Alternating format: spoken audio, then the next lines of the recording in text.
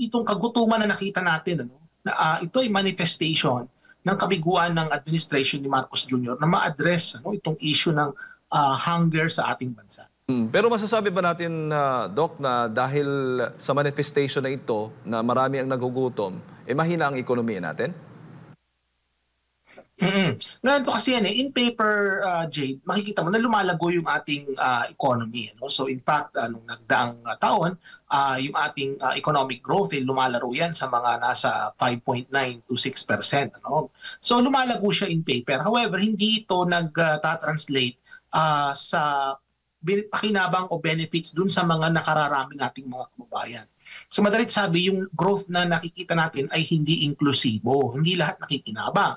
At ang nakikinabang lang sa paglago ng ekonomiya ay yung mga oligarko at mga mayayaman. So hindi nagti-trickle down yung growth sa mga kababayan natin, lalong-lalo na yung mga nasa marginalized sectors. So hindi sila nakikinabang dito sa paglago ng ekonomiya na ito. Ngayon, tama rin naman yung sinasabi ng maraming ekonomista, kapasama na rin ako dyan, no, na kinakailangan talaga lumago yung ating ekonomiya para lahat makinabang.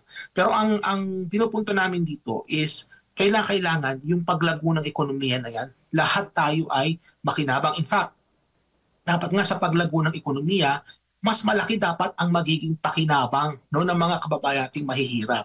Kumbaga, if you have less in life, you should benefit more from economic growth. No? So yun yung dapat na i-achieve ng ating gobyerno, no? Na mag-create sila ng conditions para magkaroon ng inclusive economic growth.